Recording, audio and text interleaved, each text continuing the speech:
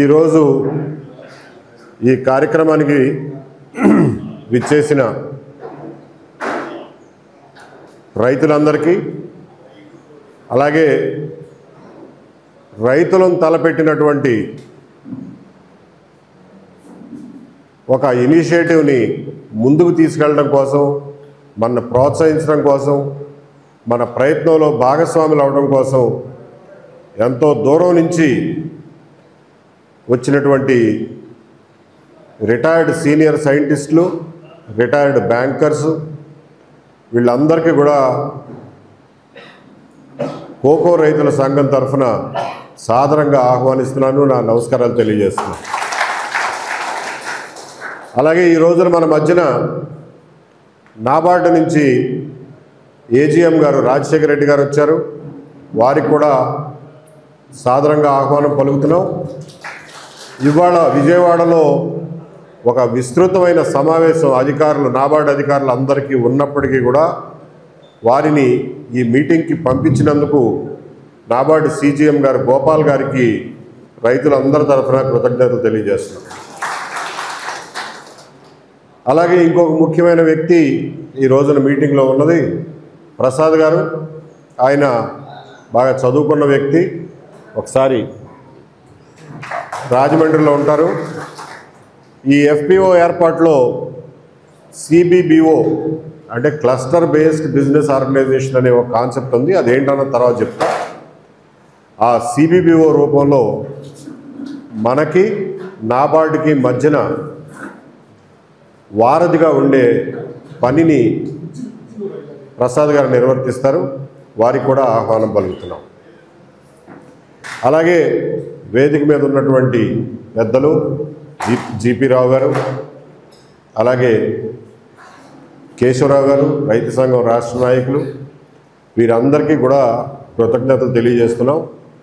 మిత్రులారా, ఇంకా సమయం వేస్ట్ చేయకుండా, ఇది కొంచెం సుదీర్ఘమైనటువంటి మీటింగు, దయచేసి అందరూ కొంచెం ఓపికగా ఉండాలని చెప్పి కోరుతున్నాం. ఎందువల్లంటే ఇది దాదాపు ఒక సంవత్సర కాలం నుంచి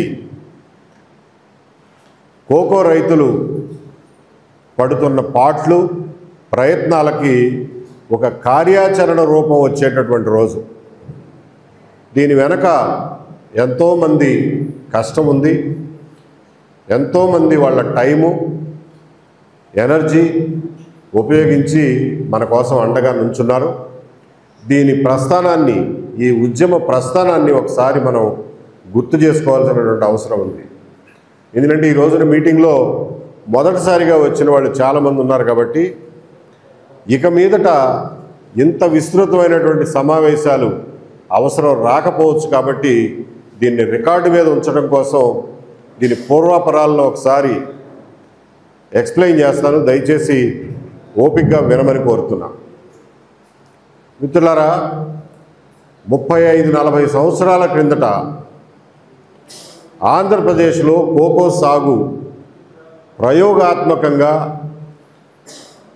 క్యాడ్బరీ కంపెనీ చేపట్టింది. అంతకుముందు కోకో కేవలం కేరళలోనే పండేది. ప్రపంచవ్యాప్తంగా చూస్తే కోకో యొక్క డిమాండ్ ప్రపంచవ్యాప్తంగా కొన్ని లక్షల టన్నుల డిమాండ్ ఉంది. ఇందులో ముఖ్యంగా western African country, coastal country Ivory Coast అనేది ప్రపంచంలో అత్యధికంగా 12 లక్షల టన్నుల కోకో గింజల్ని పండిస్తుంది. ఆ తర్వాత వచ్చే దేశం ఘనా. ఆ ఘనా దేశంలో సుమారుగా 8 లక్షల టన్నుల కోకో గింజలు ఉత్పత్తి అవుతాయి. వాళ్ళతో పోలిస్తే మొత్తం భారతదేశంలో ఉత్పత్తి అయ్యే కోకో గింజల పరిమాణం చాలా తక్కువ, కేవలం 30,000 టన్నులు మాత్రమే. ఎక్కడ 12 లక్షల టన్నులు, 8 లక్షల టన్నులు, ఎక్కడ 30,000 టన్నులు. కానీ ఆంధ్రప్రదేశ్ రైతులుగా మనం గర్వపడాల్సింది ఏంటంటే, మనం ఈ ఫీల్డ్లోకి లేటుగా వచ్చినప్పటికీ కూడా ఈ రోజున ఈ 30,000 టన్నుల్లోనూ అత్యధికంగా పండించేటటువంటి రాష్ట్రం ఏదైనా ఉందంటే అది ఆంధ్రప్రదేశ్. ఈ 30,000 టన్నుల్లో సుమారుగా 11 నుంచి 12,000 టన్నులు కేవలం ఆంధ్రప్రదేశ్ నుంచే ప్రొడ్యూస్ అవుతుంది. కేరళ ఎక్కడ ఉన్నదో అక్కడే 10,000 టన్నులతో ఆగిపోయింది. తమిళనాడు, కర్ణాటక కలిపి సుమారుగా ఒక 8,000 టన్నుల దాకా ప్రొడ్యూస్ చేస్తున్నాయి. మొత్తం కలిపి 30,000 టన్నులు. ఆంధ్రప్రదేశ్లో ఈ పంటను విస్తరించడానికి చాలా అవకాశాలు ఉన్నాయి. ఈ పంటని పండించే విధానాన్ని స్థిరీకరించడం ద్వారా, అలాగే మార్కెటింగ్ సదుపాయాలని స్థిరీకరించడం ద్వారా రైతుల్లో ఒక రకమైనటువంటి విశ్వాసాన్ని, ధైర్యాన్ని మనం నింపగలిగిన నాడు మన 12,000 టన్నుల ప్రొడక్షను కనీసం వచ్చే 5 ఏళ్లలోనే కనీసం రెట్టింపు చేయగలిగినటువంటి సామర్థ్యం ఆంధ్రప్రదేశ్ వాతావరణానికి ఉంది, ఆంధ్రప్రదేశ్ భూములకు ఉంది, ఆంధ్రప్రదేశ్ రైతులకు కూడా ఉంది. పంట విస్తీర్ణాన్ని, దిగుబడుల్ని పెంచే విషయం ఒక పక్కన పెడితే, ఇప్పుడున్నటువంటి పంటకు వచ్చినటువంటి ఇబ్బంది ఏంటి అని ఒకసారి గమనిద్దాం. గత 35-40 ఏళ్లలో క్యాడ్బరీస్ కంపెనీ, తర్వాత అది మోండలీస్ అనే కంపెనీగా రూపాంతరం చెందింది ఆ కార్పొరేట్ టేక్ ఓవర్లలో. వాళ్ళు గత 35 సంవత్సరాలుగా ఇంటర్నేషనల్గా, అంతర్జాతీయంగా ధర ఏదైతే ఉందో ఆ ధర సుమారుగా ఒక 5-10 రూపాయలు అటు ఇటుగా ఇచ్చి మన దగ్గర గింజలు సేకరించేవాళ్ళు. ఈ విషయం 2 సంవత్సరాల క్రిందట వరకు జరిగింది. గత సంవత్సరం అంటే సంవత్సరన్నర కిందట 23-24 సీజన్లో ఒక ప్రపంచవ్యాప్తంగా ఒక విపరీతమైనటువంటి వాతావరణ పరిస్థితులు, అలాగే చీడపీడల పరిస్థితుల వల్ల సడన్గా ఈ 20 లక్షల టన్నులు పండించే ఆఫ్రికాలో దిగుబడి తగ్గిపోయింది. దాంతో ఒక్కసారే అంతర్జాతీయ ధరలు భగ్గుమన్నాయి. అప్పటి వరకు 200 రూపాయలు కిలో ఉన్నటువంటి కోకో గింజలు ఆ సీజన్లో సుమారుగా 100 పెరుగుకుంటూ పోయి ఒక స్టేజ్లో 1000 రూపాయలకు కూడా ధర చేరింది. 1000 రూపాయల ధర దగ్గర ఎక్కువ రోజులు లేదు, కానీ 700, 800, 900 దగ్గర చాలా రోజులు ఉంది. చాలామంది రైతులు ఏప్రిల్లో, మేలో వచ్చినటువంటి దిగుబడిని ఆ రేట్లకు అమ్ముకోగలిగారు. ఆ రకంగా అంతర్జాతీయంగా వచ్చిన ఒక వైపరీత్యం మూలంగా ధరలు సడన్గా పెరిగినాయి. ఇక్కడ ఉన్నటువంటి కంపెనీలు కూడా ఆ రోజు కూడా అంతర్జాతీయ రేట్లు ఇచ్చే మన దగ్గర గింజలు తీసుకున్నారు. ఇది జరిగిన తర్వాత ఒక సంవత్సరం గడిచిపోయింది. సంవత్సరం గడిచిన తర్వాత 24-25 సీజన్లో, అంటే 25 జనవరితో మొదలయ్యే సీజన్లో గింజలు మనం ప్రొడ్యూస్ చేయడం మొదలెట్టిన తర్వాత కంపెనీలు సడన్గా వాళ్ళ వైఖరిని కొంచెం మార్చుకున్నాయి. మొదట ఒక నెల రోజుల పాటు అదిగో కొంటున్నాం, ఇదిగో కొంటున్నాం అని చెప్పిన వాళ్ళు అసలు గింజలు తీసుకెళ్ళడానికి రాకపోవడం, రేటు చెప్పకపోవడం, ఇంకా రేటు తగ్గేటట్టుంది అని చెప్పి పుకార్లు వదలడం, ఇవన్నీ ఈ సంవత్సరం మొదలైనవి. ఈ రకమైనటువంటి కంపెనీల పోకడ మనం గతంలో ఎప్పుడూ 30 ఏళ్లలో చూసి లేము. కాబట్టి మనందరికి కూడా ఇండివిజువల్గా రైతుల స్థాయిలో కన్ఫ్యూజన్ వచ్చింది. ఏంటి వీళ్ళు ఇట్లా చేస్తున్నారు, ఎప్పుడూ లేని ఇట్లా బిహేవ్ చేస్తున్నారు ఏంటి అనేది మనకు ఒక అనుమానం వచ్చింది. ఆ అనుమానం నిజమయ్యేలాగా ఫిబ్రవరి నుంచి గింజలు కొనటం మొదలుపెట్టి రేటు తగ్గిపోయింది అని చెప్పి 700 రూపాయల నుంచి కొనటం మొదలెట్టారు. అంటే కిందటి సంవత్సరం ఏదైతే 1000 రూపాయలకు చేరుకుందో అదే రేటు ఇంటర్నేషనల్గా ఈ సంవత్సరం కూడా నిలబడింది.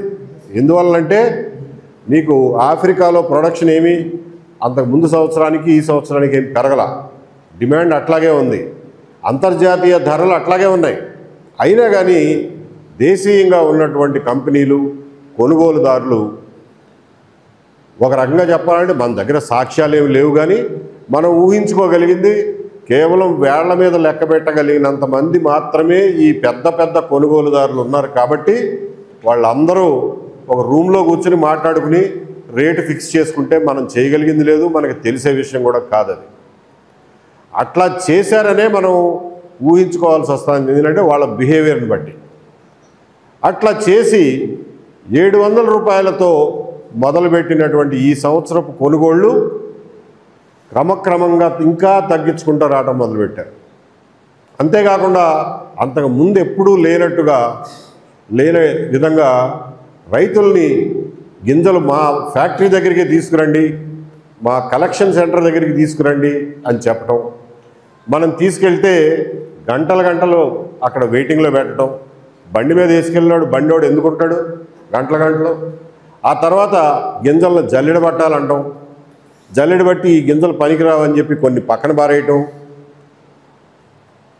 తర్వాత రేటు మళ్ళా ఇంకొక 50 రూపాయలు తగ్గించడం, ముందు 600 మాట్లాడుకుని సరే గింజలు తీసుకురండి అని చెప్పి ఇవాళ కాదు రేపు కాదు ఎల్లుండి అని చెప్పి కావాలని చెప్పి ఆలస్యం చేసి వారం రోజుల తర్వాత 50 రూపాయలు ఇంకా తగ్గింది, మీ ఇష్టమైతే తీసుకురండి లేకపోతే ఏం చేసుకుంటారో మీ ఇష్టం అనే పరిస్థితికి వచ్చారు.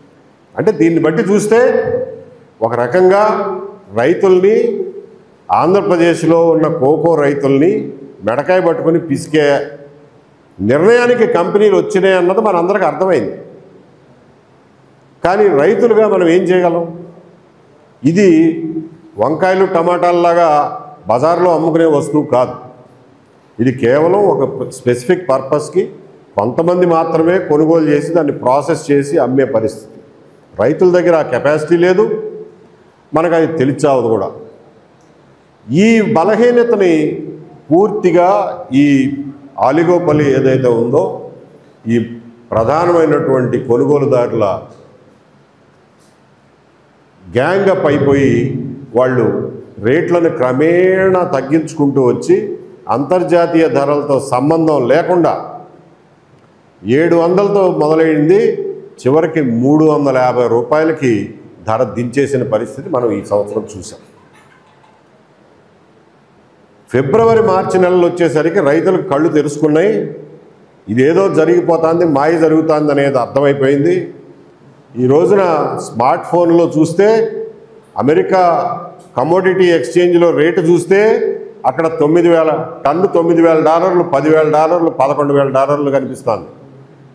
ఇక్కడ చూస్తే వీళ్ళు 600, మర్నాటికి 550, మర్నాటికి 500 రూపాయలకు తగ్గించుకుంటూ పోతున్నారు. ఏంటి ఇది అనేది రైతులందరికీ కడుపు మండి ఇదే ప్రాంగణంలో ఏప్రిల్లోనో మేలోనో మార్చిలో ఫస్ట్ మీటింగ్ మార్చి 6వ తారీఖున మొట్టమొదటిసారి ఇక్కడ మీటింగ్ పెట్టుకుని పెద్ద సంఖ్యలో ఆ రోజున రైతులు హాజరయ్యారు. ఆ రోజున ఈ సమస్యని గుర్తించడం జరిగింది. దీనికి రైతులందరూ కలిసికట్టుగా ఉద్యమిస్తే తప్ప దీనికి సమాధానం దొరకదు అనే నిర్ణయానికి వచ్చి రాష్ట్ర కమిటీని వేసుకుని కోకో సంఘాన్ని ఏర్పరచుకుని ఆ రోజు నుంచి ఉద్యమ బాట పట్టారు కోకో రైతులు. క్రమక్రమంగా మీ అందరికీ తెలుసు ఈ సమస్యని, అంటే కిందటి సంవత్సరం వరకు లేనటువంటి ఏకపక్షంగా రేటు నిర్ణయించే పరిస్థితి గురించి ప్రభుత్వానికి అంచెలంచెలుగా డిహెచ్ఓ గారి దగ్గర నుంచి, కలెక్టర్ గారి దగ్గర నుంచి, హార్టికల్చర్ కమిషనర్ గారి దగ్గర నుంచి, అగ్రికల్చర్ మినిస్టర్ గారి దగ్గర వరకు అంచెలంచెలుగా ఈ విషయాన్ని తీసుకెళ్ళటం జరిగింది. మనం అడిగిందల్లా ఒక్కటే, గవర్నమెంట్ని మనం ఏమి సబ్సిడీ ఇమ్మని అడగల, మినిమం సపోర్ట్ ప్రైస్ ఇమ్మని అడగల. ఇది ఒక కమర్షియల్ క్రాప్, దీంట్లో మినిమం సపోర్ట్ ప్రైస్ ఇమ్మని అడగడం కూడా అంత భావ్యం కాదు యాక్చువల్గా. ఎందువల్లంటే మినిమం సపోర్ట్ ప్రైస్ ఇస్తే మనకి అంతర్జాతీయ ధర ఏనాటికి రాదు. కాబట్టి మనం అడిగిందల్లా ఒకటే, ప్రభుత్వాన్ని, కంపెనీల వాళ్ళని పిలిచి కిందటి సంవత్సరం వరకు ఉన్నటువంటి అంతర్జాతీయ ధరలతో ఉన్న లింకు ఈ సంవత్సరం ఎందుకు తెంచేశారు అని అడగమన్నాం. గవర్నమెంట్ పిలిస్తే వాళ్ళు రాలా. వీడియో కాన్ఫరెన్స్ ద్వారా వాళ్ళు అటెండ్ అయ్యి మేము పెంచము, మీరు చేసుకునేది చేసుకోండి అని చెప్పి గవర్నమెంట్కి చెప్పే పరిస్థితికి వచ్చారు. అది మనందరం చూసాం ఏలూరు కలెక్టర్ ఆఫీస్లో. ప్రభుత్వం ఆ రోజున పరిస్థితి తీవ్రతని అర్థం చేసుకుని ఇది చేయి దాటిపోయేలాగా ఉంది అని చెప్పి అర్థం చేసుకుని కిలోకి 50 రూపాయల చొప్పున మేము సబ్సిడీ ఇస్తాము, మీరు కొనండి అని చెప్పి కంపెనీలను బతిమాలే పరిస్థితికి వచ్చింది. మనం ఆ రోజున కూడా మొహమాటం లేకుండా పత్రికాముఖంగా చెప్పాం, ప్రజల దగ్గర నుంచి వసూలు చేసిన పన్నుల డబ్బులు మాకు మీరు సబ్సిడీ ఇవ్వడం ఏంటి, కంపెనీల వాళ్ళు అంతర్జాతీయ రేట్లు ఎగ్గొట్టి వాళ్ళు ఏసీ ఆఫీసులో కూర్చుని మీకు సమాధానం చెప్పకుండా ఉండటం ఏంటి, ఇది భావ్యమేనా అని చెప్పి ఆ రోజునే అడిగారు. అయినా దానికి సమాధానం ఎక్కడ రాలా. ఆందోళనలో ఉన్నటువంటి రైతుల్ని ముందు శాంతింపు చేయడం కోసం తీసుకున్నటువంటి ఆ జండూబాం వైద్యం ఈ సంవత్సరానికి ఎలాగోలా నెట్టుకొచ్చాం. మొత్తానికి ఒక 14 కోట్లు ప్రభుత్వం విడుదల చేసి ఈ సంవత్సరం మిగిలిపోయినటువంటి పంటకి వాళ్ళు 450 ప్లస్ 50 రూపాయలు సబ్సిడీ కలిపి 500 రూపాయలకి నానా కష్టాలు పడితే వాళ్ళ చుట్టూ తిరిగితే ఫారాలు నింపి నింపి నింపి చివరికి ఎట్లా ఒకట్లా ఈ సంవత్సరానికి అమ్ముకున్నాం. కానీ వచ్చే సంవత్సరం పరిస్థితి ఏంటి? స్టేట్ గవర్నమెంట్ దగ్గర ఎక్కడ డబ్బు ఉందని మనకి తెచ్చి పెడుతుంది? అసలు ఎవరి డబ్బు అది? కాబట్టి ప్రభుత్వం నుంచి మనకేదో ప్రైస్ సపోర్ట్ వస్తుందనే భ్రమంలో మనం ఉంటే మనం తప్పుదారిని పట్టిన వాళ్ళం అవుతాం. కాబట్టి ఒకసారి తీవ్రంగా మన నాయకులందరూ ఆలోచించి దీనికి ఇది సమాధానం కాదు, అంతర్జాతీయ రేట్లు ఒకసారి పబ్లిష్ అయిన తర్వాత ఇంటర్నెట్లో అందరికీ కళ్ళకు కట్టినట్టుగా కనిపిస్తున్నప్పుడు మనం ఆ అంతర్జాతీయ రేటుని ఎట్లా సాధించుకోవాలి అనేది మనం ప్రయత్నం చేయాలి తప్ప ప్రభుత్వం దగ్గర నుంచి రూపాయి అర్ధ రూపాయి సబ్సిడీలతో ఇది పని జరిగేది కాదు అనే నిర్ణయానికి వచ్చి కోకో పంటని సేకరణ, దాన్ని మినిమం ప్రాసెసింగు, స్టోరేజీ, అమ్మకం రైతులందరూ కలిసికట్టుగా ఒక సంఘంగా ఏర్పడి మన చేతుల ద్వారా మనమే చేసుకుంటే తప్ప ఈ కుమ్మక్కైనటువంటి కంపెనీలు వచ్చే సంవత్సరం నుంచి మనని ఇంకా ఏడిపిస్తాయి. మననిక దాదాపుగా ఇవాళ కర్నూలు జిల్లాలో ఉల్లి రైతులది ఏ పరిస్థితి వచ్చిందో ఆ పరిస్థితి వచ్చేదాకా మన పట్టి పీడిస్తాయనే నిర్ణయానికి మేము రైతులందరూ వచ్చేసాం. కాబట్టి దీనిలో ఉన్న అవకాశాలు ఏంటని చూస్తే కేంద్ర ప్రభుత్వం దాదాపు 5-6 సంవత్సరాల కింద 10 సంవత్సరాల కింద మొదలెట్టినటువంటి 10 సంవత్సరాలు అయిపోయింది ఫార్మర్ ప్రొడ్యూసర్ ఆర్గనైజేషన్ అనే స్కీమ్ కింద మన కోకో రైతులందరూ సంఘటితంగా ఒక ఎఫ్పిఓని పెట్టుకుని దాని ద్వారా కోకో గింజల సేకరణ, ప్రాసెసింగ్, మినిమం ప్రాసెసింగ్, మనమేమి దాన్ని పిండి చేసి బట్టర్ చేసి పౌడర్ చేసి అంతర్జాతీయంగా అమ్ముతామని చెప్పట్లా. ఆ రోజు వచ్చినాడు అది కూడా చేద్దాం, కానీ ప్రస్తుతానికి గింజల సేకరణ, వాటి నిల్వ, వీటి వరకు జాగ్రత్తగా చూసుకుని అంతర్జాతీయ మార్కెట్లో మేము అమ్ముకోగలము అనే ధీమా మనం వ్యక్తపరిచిన నాడు మాత్రమే మనం పండించే కోకో గింజలకు అంతర్జాతీయ మార్కెట్ ధర దొరుకుతుంది అనేది నిర్వివాదాంశం. ఇంక ఇందులో వేరే మార్గం ఏమీ లేదు. మనం బద్దకిచ్చామంటే ఈ సంవత్సరం లాగానే వచ్చే సంవత్సరం కూడా దాదాపుగా కోకో రైతులందరూ, ఆంధ్రప్రదేశ్లో ఉన్న కోకో రైతులందరూ ఇంకొక 500 కోట్ల రూపాయలు నష్టపోవడానికి మనం సిద్ధపడాలి. కాబట్టి మిత్రులారా, రాష్ట్ర కమిటీలో దీని గురించి విస్తృతంగా చర్చించి అందరి అభిప్రాయాలు తీసుకుని ఈ ఎఫ్పిఓని స్టార్ట్ చేద్దామని చెప్పి అనుకున్నాం. ఆ రోజున కేశవరావు గారు, పెద్దలు, మిగతా వారంతా కూడా చాలా సూచనలు చేశారు. వెంకటరావు వచ్చారు ఒక రోజున, ఆయన సూచనలు చేశారు.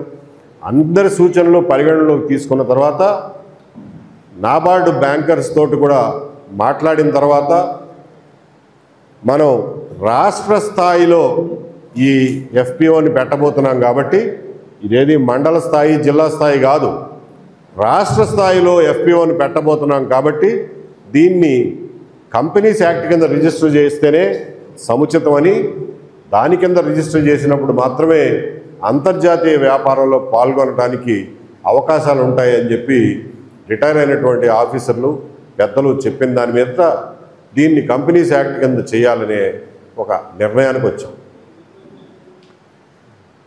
ఈ ఎఫ్పిఓని ఫార్మేషన్ చేయడంలో కేంద్ర ప్రభుత్వం ఒక స్కీమ్ ద్వారా నాబార్డుని లీడ్ బ్యాంకుగా పెట్టి దానికి ఒక పద్ధతి, రూల్స్ రాశారు. ఆ రూల్స్ ప్రకారం సిబిబిఓ అంటే క్లస్టర్ బేస్డ్ బిజినెస్ ఆర్గనైజేషన్ అనే ఒక సంస్థ మధ్యలో ఉంటుంది. లెక్కపత్రాలు ఎట్లా రాయాలి, ఏమేమి రిజిస్టర్లు మెయింటైన్ చేయాలి, ఇవన్నీ కూడా వాళ్ళు చూసుకుంటారు. ఎందుకంటే రైతులకు మనకి అందులో అనుభవం లేదు కాబట్టి వాళ్ళు చూసుకుంటారు. వాళ్ళు 2 సంవత్సరాల దాకా మనల్ని చేయబట్టుకొని నడిపించడానికి వాళ్ళకి స్పష్టమైనటువంటి రూల్స్, వాళ్ళ బాధ్యతలు కాగితం మీద ఉన్నాయి. ఈ విషయంలో నాబార్డు అధికారులు సూచించినటువంటి ప్రసాద్ గారిని సిబిబిఓగా మనం ఎంచుకుని వారి ద్వారా అప్లికేషన్ పెట్టించాం. నిన్న నాబార్డు సిజిఎం గారు ఇవాళ మీటింగ్ గురించి మనుషులు ఎవరైనా పంపించండి అని చెప్పి రిక్వెస్ట్ చేసినప్పుడు ఆయన చెప్పింది, ప్రసాద్ గారు ఆల్రెడీ అప్లికేషన్ పెట్టారు మన తరఫున. దాన్ని ఈ 2-3 రోజులు సెలవులు అయిపోయిన తర్వాత సోమ మంగళవారాల్లో మేము దానికి అప్రూవల్ ఇస్తాము అని చెప్పి సిజిఎం గారు చెప్పడం జరిగింది. ఇది ఒక ముఖ్యమైనటువంటి మొదటి అడుగు. నిబద్ధతతో, నిమగ్నతతో, కమిట్మెంట్తో పాటు ఇన్వాల్వ్మెంట్ కూడా ఉండాలి. ఆ ఇన్వాల్వ్మెంట్తో నాది, నా సొంత పని అని అనుకుని పనిచేసినాడు మాత్రమే ఎఫ్పిఓలు సక్సెస్ అవుతాయి. ఎందుకంటే రైతులకి కేవలం సభ్యులుగా ఉండడమే తెలుసు, వ్యవసాయం చేయడమే తెలుసు తప్ప ఈ రాతకోతలు, మార్కెట్కు వెనకాల పరిగెత్తడం, మార్కెట్లను వెతుక్కురావడం ఇవన్నీ రైతుల వల్ల అయ్యే పనులు కావు. బోర్డ్ ఆఫ్ డైరెక్టర్స్లో రైతుల తరఫున కూడా డైరెక్టర్లని పెట్టుకోవాలి మనం. ఈ రైతులు, వ్యవసాయం చేసే రైతులకి ఎఫ్పిఓకి మధ్యలో ముఖ్యమైనటువంటి వారధులుగా ఉండగలుగుతారే తప్ప వాళ్ళు వృత్తిరీత్యా రైతులు కాబట్టి వాళ్ళ టైము ఈ వ్యాపార సంబంధమైనటువంటి వ్యవహారాల్లో టైం స్పెండ్ చేయడానికి వాళ్ళ దగ్గర సమయం ఉండదు. కాబట్టి బోర్డులో పూర్తి కాలం సమయం వెచ్చించి పనిచేయగలిగినటువంటి టెక్నికల్ మెంబర్స్ని, అనుభవం ఉన్న వాళ్ళని, ఆ రంగాల్లో అనుభవం ఉన్న వాళ్ళని బోర్డులోకి తీసుకోవాలి. వారు చెప్పినట్టుగా ఒక సమర్థవంతమైన కమిటెడ్ సిఈఓని ఏర్పాటు చేసుకోవాలి.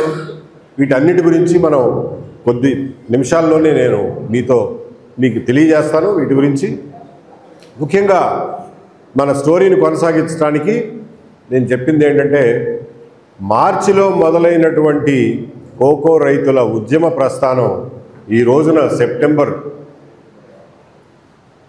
6 నెలల తర్వాత ఇది ఒక రూపాన్ని సంతరించుకోబోతోంది. ఈ 6 నెలల ప్రయాణంలో ముఖ్యంగా కోకో రైతుల వెంట ఉండి వారికి ఉన్నటువంటి అపారమైన ఉద్యమాల అనుభవంతో కోకో రైతుల్ని గైడ్ చేసి, వాళ్ళని సంఘీకృతం చేసి, సంఘటితం చేసి, వాళ్ళ ఆఫీస్లో ప్రతిసారి మీటింగులు పెట్టి, పగలనక రాత్రనక అందరినీ వాట్సాప్ గ్రూప్లో మెసేజ్లు పెట్టి, అందరితోనూ మాట్లాడి సమన్వయపరిచి ఒక మార్గం చూపించినటువంటి ఖ్యాతి, ఘనత మన రైతు సంఘం కార్యదర్శి శ్రీనివాస్ గారికి దక్కుతుంది. మన అందరి తరఫున ఇవాళ కోకో రైతులు ఇంత సంఘటితంగా ఒకే చోట కూర్చుని ఒకే మాట మాట్లాడగలుగుతున్నారు అని అంటే, కోకో రైతుల వాయిస్ ప్రభుత్వం దాకా వెళ్ళిందంటే, ఈ మాత్రమైనా మనం విజయం సాధించగలిగామంటే దీనిలో సింహభాగం నిర్ద్వందంగా శ్రీనివాస్ గారికి చెందుతుంది. దీనికి ఆంధ్రప్రదేశ్ కోకో రైతుల అందరి తరఫున ఆంధ్రప్రదేశ్ రైతు సంఘానికి మనం కృతజ్ఞులమై ఉండాలి. దీనిలో పెద్దలు కేశవరావు గారు కూడా, వారి వయసు రీత్యా 85 సంవత్సరాల వయసులో ఎండల్లోనూ వర్షాల్లోనూ ధర్నాలంటే ధర్నాలకి ఎండలో నించుని ధర్నాలు చేయడానికి కూడా వచ్చినటువంటి కేశవరావు గారికి ముఖ్యంగా మన అందరం కృతజ్ఞులై ఉండాలి. కాకుండా పామాయిల్ రైతుల విషయంలో కూడా సమస్యలు వచ్చినప్పుడు వారే ముందుండి ఆర్గనైజ్ చేయడంలోనూ పార్టిసిపేట్ చేయడంలోనూ ముందున్నారు. కాబట్టి ఈ కోస్తా జిల్లాల్లో ముఖ్యంగా కృష్ణా, గుంటూరు, వెస్ట్ గోదావరి జిల్లాల్లో ఆంధ్రప్రదేశ్ రైతు సంఘం యొక్క పాత్రని మనం ఈ రోజున అందరం గుర్తు చేసుకుని వారికి రుణపడి ఉండాల్సినటువంటి అవసరం ఉంది. ఇకపోతే మిత్రులారా, ముఖ్యంగా 2-3 ఇంపార్టెంట్ విషయాలు మీ దృష్టికి తీసుకొస్తాను. ప్రపంచవ్యాప్తంగా కోకో రైతుల విషయంలో జరిగింది ఏంటో మనం ఒక్కసారి గమనంలోకి తీసుకోవాలి. కోకో పంటని మొట్టమొదటిగా ఆఫ్రికాలో ఇంట్రడ్యూస్ చేసినప్పుడు అది ఒకప్పుడు సౌత్ అమెరికాలో ఉన్నటువంటి పంట, మెక్సికో ఆ ఏరియాల్లో ఉన్నటువంటి పంట. దాన్ని ఆఫ్రికాలో వేలు లక్షల ఎకరాల్లో ఆ పంటని వేసిన కొత్తలో అక్కడ ఉన్నటువంటి రైతులు వాళ్ళ వెనుకబాటుతనం వల్ల కానివ్వండి, అక్కడ ఉన్నటువంటి రాజకీయ ఆర్థిక పరిస్థితుల కారణంగా కానివ్వండి, అక్కడ రైతులు ఇంతగా సంఘటితం కాల. ఆ రోజుల్లో ఇంకా అంతర్జాతీయంగా కూడా కోకో పండించే వాళ్ళ గురించి పెద్ద ప్రజలకు అవగాహన లేదు. అక్కడ ఉన్నటువంటి రాజకీయ పరిస్థితుల వల్ల అక్కడున్న కోకో రైతులు చాలా దోపిడీకి గురయ్యారు. దానిలో చాలా ఆందోళనలు జరిగినాయి, ఉద్యమాలు జరిగినాయి, లాఠీచార్జీలు జరిగినాయి, ప్రభుత్వాల ఇంటర్వెన్షన్ మొదలైంది. ప్రభుత్వాలు ఒకసారి తలదూర్చిన తర్వాత అక్కడ చేసింది ఏంటో మనం ఒకసారి గుర్తు తెచ్చుకుంటే మనం ఏం జాగ్రత్తలు తీసుకోవాలో మనకు ఒక ఐడియా ఉంటుంది. ఈ రోజున 12 లక్షల టన్నులు పండించే ఐవరీ కోస్ట్లో కానీ, 8 లక్షల టన్నులు పండించే ఘనాలో కానీ జరుగుతున్నది ఏంటయ్యా అంటే, అక్కడ ఒక గవర్నమెంట్ తరఫున ఒక బోర్డు ఏర్పాటు చేసి రైతులు పండించిన పంట మొత్తం ఆ బోర్డుకే అమ్మాలి. రైతులు పండించిన పంట మొత్తం ఆ బోర్డుకే అమ్మాలి. ఆ బోర్డులో ఏ సంవత్సరంకి ఆ సంవత్సరం ధర నిర్ణయిస్తారు. గవర్నమెంట్ చెప్పిన రేటుకే ఆ బోర్డుకి, అది గవర్నమెంట్ బోర్డే చూడటానికి, ఆ బోర్డుకే అమ్మాలి. ఈ బోర్డు ఏదైతే ఉందో విదేశాల్లో ఉన్నటువంటి కంపెనీలతో అవగాహన కుదుర్చుకుని వాళ్ళు ఒక ధర నిర్ణయించుకుని ఆ ధరకి ఒక 50 రూపాయలు 60 రూపాయలు ఎక్కువ వేసుకుంటారు అనుకోండి, ఆ ధరకి అంతర్జాతీయ కంపెనీలకి అమ్ముకోవడానికి ఏర్పాటు చేసుకున్నారు. అంటే ఏ ధరకు అమ్ముతున్నాం అనేది రైతులకు అక్కడ కంట్రోల్ లేదు. గవర్నమెంట్ పెట్టిన బోర్డు నిర్ణయించిన ధరకు మాత్రమే రైతులు అమ్మాలి, ఆ బోర్డే అంతర్జాతీయంగా అమ్మాలి. దీనివల్ల ఈ రోజున ఘనాలో నేను కనుక్కుంటే ఈ రోజున ఘనాలో రైతులకు ఇచ్చేటటువంటి ధర కేవలం మన రూపాయల్లో చూస్తే 450 రూపాయలు మాత్రమే. అంటే గవర్నమెంట్ పెట్టిన బోర్డు చేతుల్లోకి పోతే మన పరిస్థితి ఏంటవుతుంది అనేది ఒక్కసారి మీరు అందరూ జాగ్రత్తగా జ్ఞాపకం పెట్టుకోండి. కాబట్టి మనం కోకో బోర్డు అడుగుతున్నాం. బోర్డు దేనికి? పంట పండించడానికి, ఏదైనా ఇన్పుట్ సబ్సిడీలు ఇవ్వడానికి, పంట గురించిన అవగాహన పెంచడానికి, విస్తీర్ణం పెంచడానికి, వీటికైతే బోర్డు పర్వాలేదు. కానీ రేపు పొద్దున కోకో బోర్డు పెట్టి మీరందరూ చచ్చినట్టు బోర్డుకే అమ్మాలి అనే రోజున మనం మెడకాయ తీసుకెళ్ళి వాళ్ళ ఉచ్చులో పడేసినట్టే. కాబట్టి ఈ విషయంలో రైతులందరూ చాలా అప్రమత్తంగా ఉండాలని చెప్పి కోరుతున్నా. ఎట్టి పరిస్థితుల్లోనూ గవర్నమెంట్ పెట్టే బోర్డులకి కంపల్సరీగా మన పంట అమ్మాలనే నిబంధన వచ్చిన నాడు ఎట్టి పరిస్థితుల్లోనూ రైతులు దానికి అంగీకరించకూడదు. ఎందుకంటే అంతర్జాతీయంగా జరిగినటువంటి కుట్రలు మన ఎదురుగా కనిపిస్తున్నాయి సాక్ష్యాలుగా. కాబట్టి ఆ విషయంలో చాలా జాగ్రత్తగా ఉండాలి. పంట అమ్ముకునే విషయంలో రైతుల స్వేచ్ఛ స్వాతంత్రాల్ని హరించే ఏ ప్రభుత్వ ప్రయత్నాన్ని మనం ముందుకు వెళ్ళనీయకూడదు. ఇది మనం ముఖ్యంగా గుర్తుపెట్టుకోవాలి. అదే పరిస్థితిలో టేకు చెట్లు పెంచితే ఇన్ని లక్షలు వస్తాయి, గంధపు చెట్లు పెంచితే ఇన్ని లక్షలు వస్తాయి అనే బూటకపు మాటలు చెప్పట్లేదు. కానీ రాజశేఖర రెడ్డి గారు చెప్పిన దాంట్లో ఒక నిజం ఉంది. మనం గనక నిజంగా గట్టిగా ఈ ఎఫ్పిఓని నడపగలిగితే ముందు మనకు కావాల్సింది ఏంటంటే మన గింజలకు అంతర్జాతీయ ధర తెచ్చుకోవడం. అది ప్రథమ కర్తవ్యం.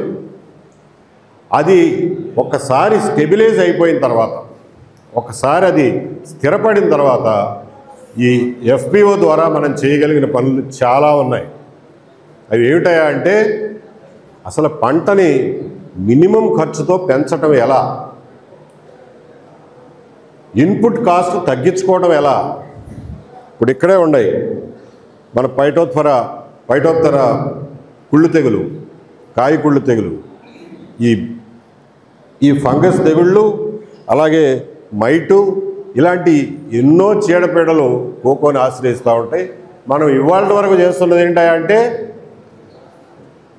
మందుల షాప్కి వెళ్ళి ఏదో ఒక మందు తీసుకొచ్చి కొట్టడం. మనకి అవగాహన పూర్తి స్థాయిలో లేదు, దాని సైన్స్ కూడా పూర్తి స్థాయిలో మన దగ్గర వచ్చేటటువంటి చీడపీడలకి ఏ మందు కొట్టాలి అనే దాని మీద సరిపడా పరిశోధనలు కూడా లేవు. ఇదంతా ట్రయల్ అండ్ ఎర్రర్గా మనం ఈరోజు చేసుకుంటున్నాం. కానీ మనం ఎఫ్పిఓకి తెచ్చుకుంటున్నటువంటి డైరెక్టర్లు, వాళ్ళకు ఉన్నటువంటి అపారమైన శాస్త్రీయ అనుభవం, సైంటిఫిక్ రీసెర్చ్లో ఉన్న అనుభవం, వీటన్నిటినీ మనం గనక సరిగ్గా ఉపయోగించుకోగలిగితే రైతులకు ఏ సమస్యకి, ఏ పురుగుకి, ఏ చీడకి ఏ మందు కొట్టాలి, ఎంత మోతాదులో కొట్టాలి అనేది ఖచ్చితంగా నిర్ణయించుకుని మొక్కల్ని, కోకో గింజల్ని, పర్యావరణాన్ని విషతుల్యం చేయకుండా, వేలకు వేలు డబ్బులు ఖర్చు పెట్టకుండా పంటలను రక్షించుకునే విధానాలని మనం ఈ ఎఫ్పిఓ ద్వారా తెచ్చుకోవాలి. అది మన రెండో కర్తవ్యం. మూడోది ఎరువులు, క్రిమిసంహారక మందులు. ఇవి కూడా కంపెనీల నుంచి డైరెక్ట్గా జెన్యూన్ కంపెనీల నుంచి జెన్యూన్ సరుకు డైరెక్ట్గా మనం సోర్స్ చేసి ఎఫ్పిఓ ద్వారా కోకో రైతులకు అందించగలిగిన నాడు మనకి ఈ కల్తీ మందుల బెడద కానీ, ఒక మందు చెప్పి ఒక మందు ఇవ్వటం కానీ, లేకపోతే ఈ చైనా మందులు కానీ, లేకపోతే నాసిరకం కంపెనీల మందులు కానీ ఇవేమీ లేకుండా సరైనటువంటి మందులు చాలా తక్కువ ధరకి, అందులో మార్జిన్స్ చాలా ఎక్కువ ఉంటాయి, మనకు తెలియకుండా చాలా తక్కువ ధరకి మనం తెచ్చుకునే అవకాశాన్ని కూడా ఈ ఎఫ్పిఓ ద్వారా మనం తెచ్చుకోవచ్చు. ఎందుకంటే ఫెర్టిలైజర్ లైసెన్స్ కానీ, పెస్టిసైడ్ లైసెన్స్ కానీ ఎఫ్పిఓ ద్వారా అప్లికేషన్ పెడితే రెండో రోజు కల్లా ఇస్తారు.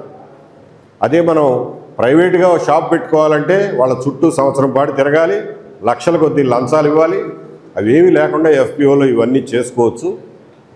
నిజంగా మనకి అంత కెపాసిటీ ఉన్ననాడు వీటితో పాటుగా మనం సేకరించిన గింజల్ని దేశీయంగా కానీ, అంతర్జాతీయంగా కానీ దేనికి డిమాండ్ ఉందో తెలుసుకుని దాన్ని పొడి చేయడమో, బట్టర్ చేయడమో, ఇంకోటి చేయడమో, అలాంటి పనులు కూడా చేసుకోవచ్చు. అవన్నీ నేను అన్నట్టు టేకు చెట్లు, గంధం చెట్ల మాటలు.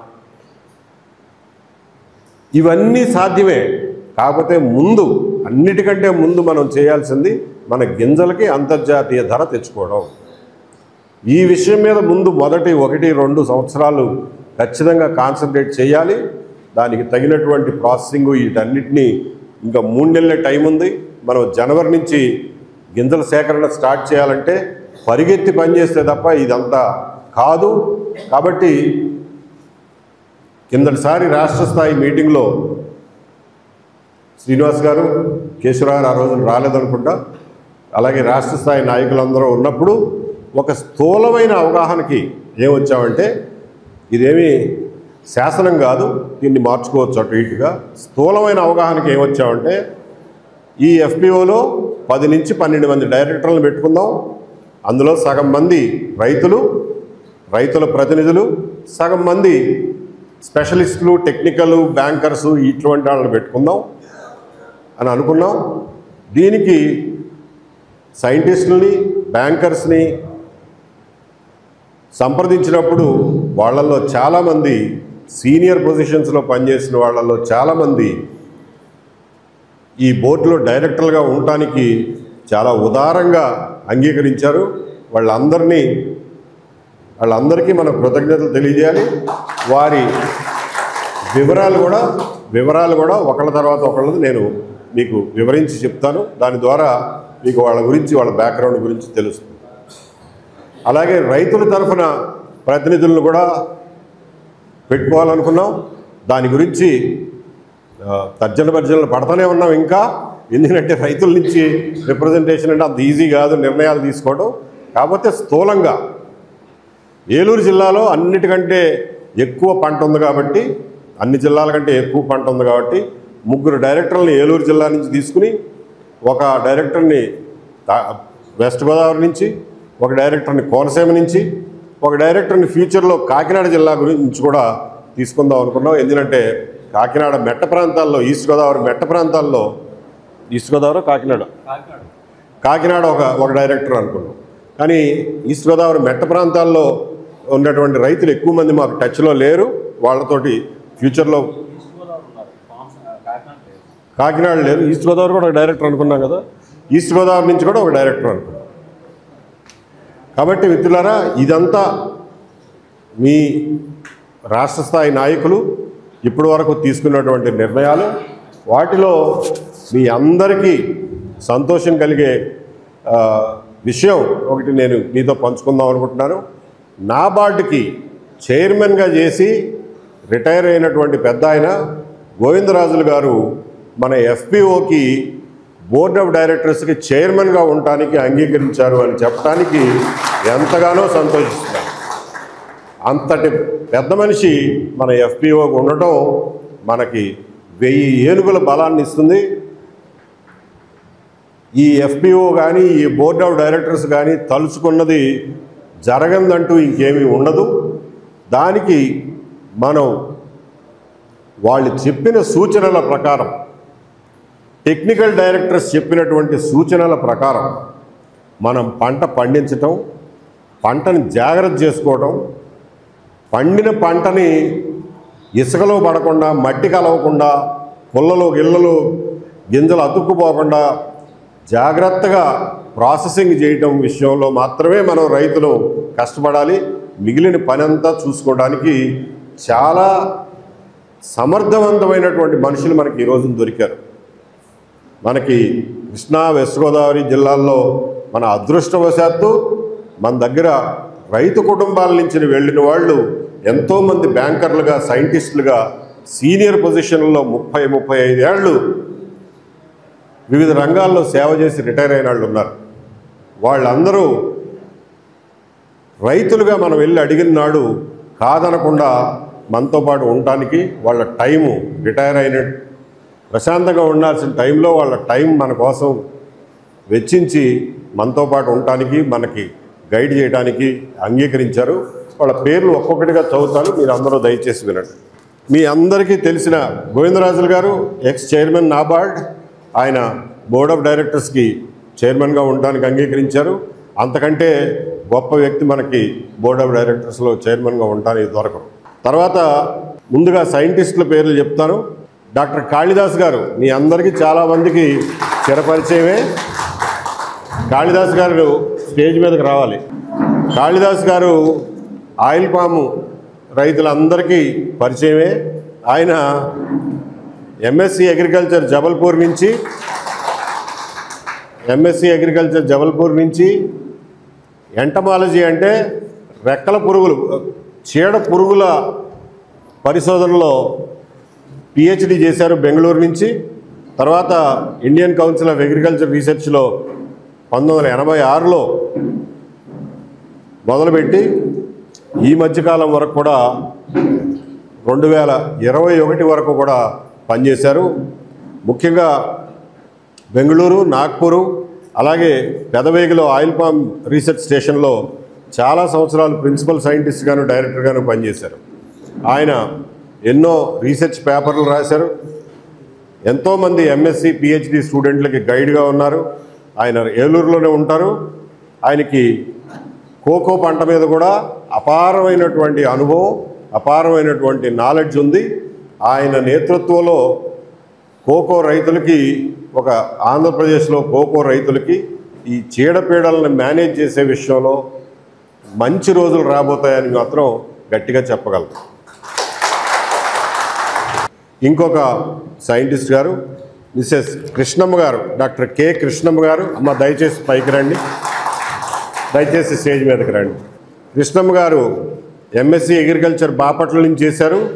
ప్లాంట్ పెథాలజీ అంటే మొక్కల చీడపీడల 1985 నుంచి 2021 వరకు 35 సంవత్సరాలు పనిచేశారు.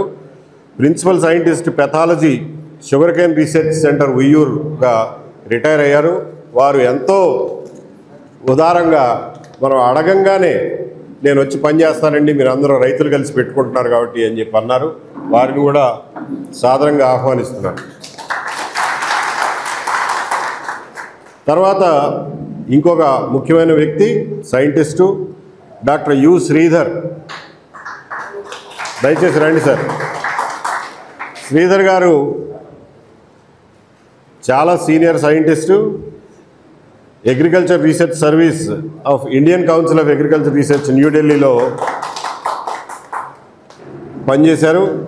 ఆయన ప్రిన్సిపల్ సైంటిస్ట్ ఎంటమాలజీ అంటే ఈ రెక్కల పురుగుల పరిశోధనలో head division of crop protection at central tobacco research institute పొగాకు పరిశోధన కేంద్రం రాజమండ్రిలో 33 సంవత్సరాలు పనిచేసి రిటైర్ అయ్యారు. ఆయన బిఎస్సి అగ్రికల్చర్ గోరఖ్పూర్ నుంచి, ఎంఎస్సి పిహెచ్డి నైనిటాల్ నుంచి, పంత్నగర్ నుంచి చేశారు. చాలా అపారమైనటువంటి అనుభవం, విశేషమైన జ్ఞానం కలిగినటువంటి మనిషి. వీళ్ళు ఎన్ని కోట్ల రూపాయలు ఇచ్చినా కానీ దొరికే మనుషులు కాదు. ఆ విషయం గుర్తుపెట్టుకోవాలి మనం. ఆయన ముఖ్యంగా ఇంటిగ్రేటెడ్ పెస్ట్ మేనేజ్మెంట్, సమగ్ర సస్యరక్షణ అనే కాన్సెప్ట్ మీద ఎన్నో పరిశోధనలు చేశారు. దాదాపు 300 పరిశోధనా పత్రాలు పబ్లిష్ చేశారు. ఆయన ప్రతిభని గుర్తించి 6 నేషనల్ అవార్డ్స్, 4 గోల్డ్ మెడల్స్ కూడా పొందారు. మిత్రులారా, ఇంత గొప్ప సైంటిస్టులు మనతో పాటు ఉన్నంతకాలం, వాళ్ళు ఉన్న తర్వాత వాళ్ళు చెప్పిన సూచనలు పాటించడం వరకే మన పని. ఏ సమస్య వచ్చినా దాన్ని వివిధ గ్రామాల్లో, వివిధ జిల్లాల్లో, వివిధ మండలాల్లో వచ్చేటటువంటి చీడపీడల సమస్యల్ని ఒక చోటకి చేర్చి ఈ 3 సైంటిస్టులు వాళ్ళల్లో వాళ్ళు మాట్లాడుకుని దానికి పరిష్కారాన్ని వెతికి రైతులందరికీ పంపించే ఏర్పాట్లు వాళ్ళు చేసుకుంటారు. వాళ్ళ సహకారంతో ఇక నుంచి మనం కోకో పంట పండించే విషయంలో చీడపీడల నివారణ కానీ, మొక్కల సంరక్షణ గురించి కానీ మనం ఇక నిశ్చింతగా ఉండొచ్చు. ఇంత ధైర్యాన్ని ఇచ్చే టీం మనకి సమకూరినందుకు మనం చాలా గర్వంగా ఫీల్ అవ్వాలి. వాళ్ళందరికీ మన కృతజ్ఞతలు. అలాగే ఈ ఎఫ్పిఓలో రాతకోతలు, లావాదేవీలు, అకౌంట్స్ ఇవన్నీ నిర్వహించడానికి అనుభవజ్ఞులైనటువంటి బ్యాంకర్లు కూడా, రిటైర్ అయిన బ్యాంకర్లు ముందుకొచ్చారు. వారి పేర్లు కూడా చదువుతాను, దయచేసి వినండి. పర్వతనేని సుబ్రహ్మణ్యేశ్వర స్వామి గారు అంటారు. సార్, స్వామి గారు పైకి రావాలి. ఇక్కడ ఈ ఏరియాలో ఉన్న వాళ్ళందరికీ ఆయన బాగా తెలుసు. జగన్నాథపురం బాబ్జీ గారి బ్రదరు. ఆయన జీబీ పంత్ యూనివర్సిటీ పంత్నగర్ నుంచి ఎంఎస్సి అగ్రికల్చర్ చేశారు. స్టేట్ బ్యాంక్ ఆఫ్ ఇండియాలో రూరల్ డెవలప్మెంట్ ఆఫీసర్గా 1985లో జాయిన్ అయ్యారు. 2016 వరకు సర్వీస్ చేసి రిటైర్ అయ్యారు. 1992 నుంచి ఏలూరు చుట్టుపక్కలే ఆయన బ్రాంచుల్లో పనిచేశారు, మీ అందరికీ తెలుసు. ఆయన కూడా కోకో ఆయిల్ పామ్ రైతు కాబట్టి ఆయనకి పూర్తి స్థాయిలో ఈ పంటల గురించి నాలెడ్జ్ ఉంది. ఇకపోతే శ్రీ ఎం వెంకటేష్ గారు రండి సార్. ఆయన స్టేట్ బ్యాంక్ ఆఫ్ ఇండియాలో చీఫ్ మేనేజర్గా రిటైర్ అయ్యారు. దాదాపు 38 సంవత్సరాలు స్టేట్ బ్యాంకులో పనిచేశారు. ఆయన west Godavari native. Most of the time ఇక్కడ ఏలూరు చుట్టుపక్కలే పనిచేశారు. ఇప్పుడు ఏలూరులోనే ఉంటారు. వారు కూడా మన ఎఫ్పిఓకి డైరెక్టర్గా ఉండటానికి ఒప్పుకున్నారు. తర్వాత డివి జనార్దన్ రావు గారు రండి సార్. డివి జనార్దన్ రావు గారు వారు అసిస్టెంట్ జనరల్ మేనేజర్గా రిటైర్ అయ్యారు స్టేట్ బ్యాంక్ ఆఫ్ ఇండియాలో. 36 సంవత్సరాల సర్వీసు స్టేట్ బ్యాంకులో చేసి రిటైర్ అయ్యారు. ఇప్పుడు సామాజిక కార్యక్రమాల్లో పాల్పంచుకుంటున్నారు. వారు కూడా ఏలూరులోనే ఉంటారు కాబట్టి మన ఎఫ్పిఓకి అందుబాటులో ఉంటారు. ముఖ్యంగా మిత్రులారా, ఇది వీళ్ళు మన పందెం కోళ్ళు. వీళ్ళను బరిలోకి దింపిన తర్వాత ఇంకా ఓటం అనేది ఉండదు మనకి. వీళ్లతో సాటి రాగలిగిన వాళ్ళు, వీళ్లతో పోటీ పడగలిగిన వాళ్ళు ఇంకెవరు ఉండరు. మనకి ఈ రోజున కంపెనీ నుంచి వస్తున్నటువంటి ఈ టెక్నికల్ అసిస్టెన్స్ ఏదైతే ఉందో దానికి ఎన్నో రెట్లు వీరు జ్ఞానం కలిగిన వాళ్ళు. వాళ్ళ సర్వీసెస్ని పూర్తి స్థాయిలో ఉపయోగించుకునే బాధ్యత మన మీద ఉంది. అలాగే రైతుల తరఫు నుంచి 5-6 డైరెక్టర్లు అనుకున్నాం. వాళ్ళ పేర్లు ఇంకా పూర్తిగా ఖరారు కాలేదు, కానీ సుమారుగా చూచాయిగా మేము అనుకున్న పేర్లు ఒకసారి చదివి వినిపిస్తాను. ఇందులో అందరూ మీకు తెలిసిన వాళ్ళే, ఇదే కొత్త వ్యక్తులేం కాదు. కోనేరు సతీష్ గారు, అలాగే గుదిబండి వీరారెడ్డి గారు, పానుగంటి అచ్యుతరామయ్య గారు. వీరారెడ్డి గారు పైకి రండి. అలాగే కోనసీమ నుంచి కొప్పిశెట్టి ప్రసాద్ గారు.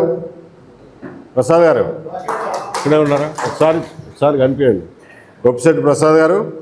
వెస్ట్ గోదావరి నుంచి బోళ్ళ సుబ్బారావు మీ అందరికీ చిరపరిచయమే.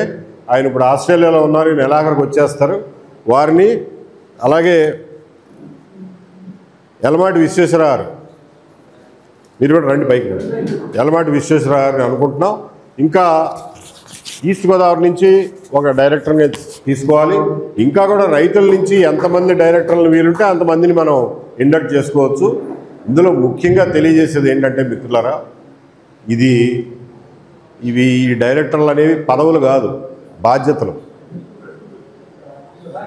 వాళ్ళు ఇంకా మిగిలిన పనులు ఏమీ పెట్టుకోకుండా, మా పిల్లలు అమెరికాలో ఉన్నారు, అమెరికా వెళ్తున్నారని చెప్పకుండా, స్వామి గారికి ముఖ్యంగా చెప్తున్నాం, చెప్పకుండా 24 గంటలు ఇక నుంచి ఎఫ్పిఓ గురించే కనీసం ఇది కాళ్ళ మీద నుంచుని పరిగెత్తడం నేర్చుకున్నంత వరకైనా మొట్టమొదటి సంవత్సరం మొత్తం వరకు వీళ్ళని చాలా ఎక్కువ సమయం దీనికి కేటాయించి బాధ్యతగా నిర్వర్తించమని చెప్పి, మమ్మల్ని ఒక ఒడ్డును పడేయమని చెప్పి మన రైతులందరి తరఫున వీళ్ళకి విజ్ఞప్తి చేస్తున్నాం. ఈ రోజున డైరెక్టర్లు కానీ, సిఇఓ కానీ, చైర్మన్ గారు కానీ వీళ్ళెవ్వరూ కూడా అసలు డబ్బు ఇవ్వడానికి మన దగ్గర డబ్బులేవి లేవు. ఇనీషియల్గా వాళ్ళ ఖర్చులు, ప్రయాణ ఖర్చులు, ఎక్కడికన్నా వెళ్ళి రావాలంటే ఆ ఖర్చులు, అన్నిటినీ ఈ ఎఫ్పిఓ కంపెనీ భరిస్తుంది. మొట్టమొదటి సంవత్సరం మొదటి రూపాయి లాభం కనిపించేంత వరకు కూడా జీతభత్యాలు ఏమి ఉండవు. కాబట్టి అప్పటి వరకు మీరు ఫ్రీ సర్వీస్ చేసి పెట్టమని చెప్పి వీళ్ళందరినీ కోరుతున్నా. రైతు డైరెక్టర్లు ఎవరైతే ఉన్నారో రైతుల తరఫున వాళ్ళకి ప్రధానమైన బాధ్యత ఉంది. ఏంటి ఆ బాధ్యత అంటే, రైతులను సమాయత్తపరిచి ఎఫ్పిఓలో భాగస్వాములను చేసి ఈ సైంటిస్టులు ఇచ్చినటువంటి సూచనలు రైతులు పాటించేలాగా చేసి,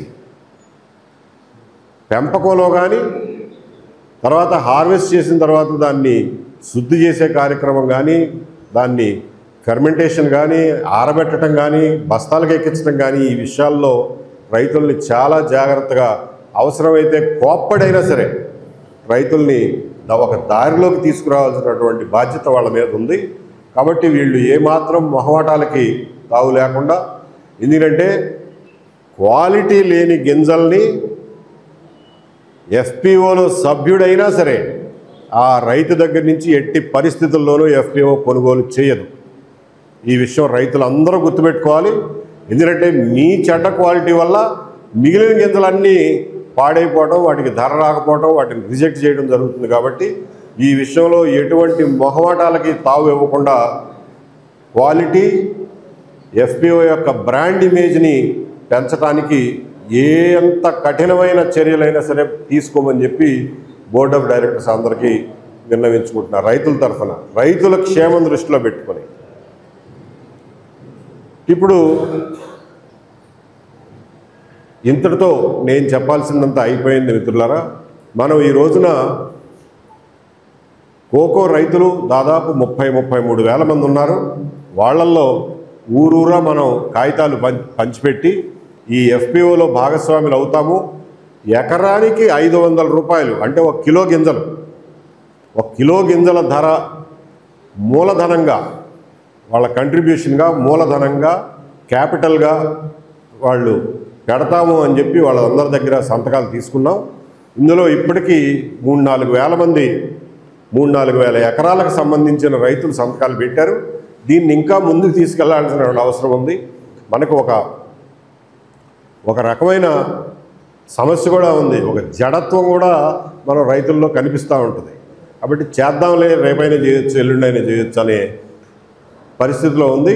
అట్లా కాకుండా ఇప్పుడు ముఖ్యంగా ఈ రైతు డైరెక్టర్లు ఎవరైతే ఉన్నారో వాళ్ళ జిల్లాల్లో, వాళ్ళ ప్రాంతాల్లో వాళ్ళు బాధ్యత తీసుకుని ఈ రైతులందరినీ ఈ ఎఫ్పిఓలో భాగస్వాములను చేసి అవసరమైన నాడు ప్రసాద్ గారు ఏ రోజైతే చెప్తారో ఆ రోజున మనం మూలధనం కలెక్ట్ చేయడం మొదలెడతాం. అప్పటి వరకు మనకు అవసరం లేదు. తర్వాత ఈ ఎఫ్పిఓ రూల్స్లో నాబార్డు మనం 20 లక్షలు మూలధనం సేకరిస్తే నాబార్డు కూడా 20 లక్షలు దానికి మ్యాచింగ్ గ్రాంట్ ఇవ్వాలి. ఇవి కాగితం మీద ఉంటాయి, కానీ మనకు నిజంగా ఇవ్వాల్సి వచ్చినాడు బడ్జెట్ లేదండి, అయిపోయింది, వచ్చే సంవత్సరం చూద్దాం అంటారు. కాబట్టి నాబార్డు వారిని ముఖ్యంగా మీరు ఇవ్వగలిగిన గ్రాంట్లన్నీ ఆలస్యం కాకుండా ఇప్పించమని చెప్పి ఈ సభ సందర్భంగా వారందరికీ మనవి చేస్తున్నా. కొత్తగా రైతులు ఈ పంట వేయడానికి ముందుకు వస్తారు.